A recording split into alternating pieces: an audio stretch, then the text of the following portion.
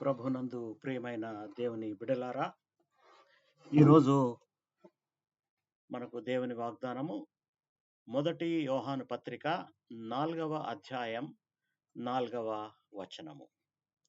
చిన్నపిల్లలారా, మీరు దేవుని సంబంధులు, మీలో ఉన్నవాడు లోకములో ఉన్నవాని కంటే గొప్పవాడు కనుక మీరు వారిని జయించి ఉన్నారు.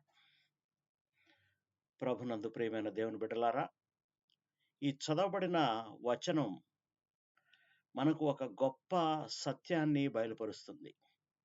మనము దేవుని పిల్లలమంట, ఆయన మనలో నివసిస్తున్నారని ఈ వాక్యం చెబుతుంది. ఈ లోకంలో మనకు ప్రతిరోజు కూడా అనేకమైన కష్టాలు, పరీక్షలు, వ్యతిరేక శక్తులు ఉంటాయి.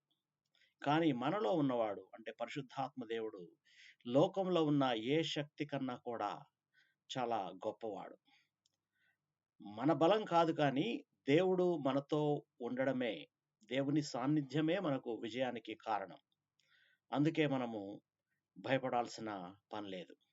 ఆయన మనతో ఉన్నాడు, మనకు బలమిస్తాడు, విజయాన్ని అందజేస్తాడు. చిన్న ప్రార్థన చేసుకుందాం. మమ్మల్ని మిక్కిలిగా ప్రేమించిన మా ప్రియ పరలోకపు తండ్రి, నీవు మాకిచ్చిన వాగ్దానానికి కృతజ్ఞతలు. ప్రభువా, నీవు మాలో నివసిస్తూ లోకంలోని ప్రతి శక్తి కన్నా గొప్పవాడు అని మాకు గుర్తు చేసినందుకు ధన్యవాదాలు. కష్టాల్లో, భయపడే పరిస్థితుల్లో కూడా నీవు మాతో తోడుగా ఉన్నావని మేము విశ్వసిస్తున్నాము. మాకు ధైర్యం, బలం సమకూర్చు. నీ ఆత్మ ద్వారా ప్రతిరోజు మాకు గెలుపు దయచేయమని మా ప్రభు రక్షకుడైన యేసుక్రీస్తు పరిశుద్ధ నామంలో ప్రార్థిస్తున్నాము తండ్రి. ఆమేన్.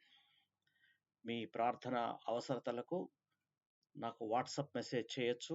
నా నెంబరు +965 94724454. దేవుడు మిమ్మల్ని సమృద్ధిగా దీవించి భద్రపరచునుగాక. ఆమేన్, ఆమేన్.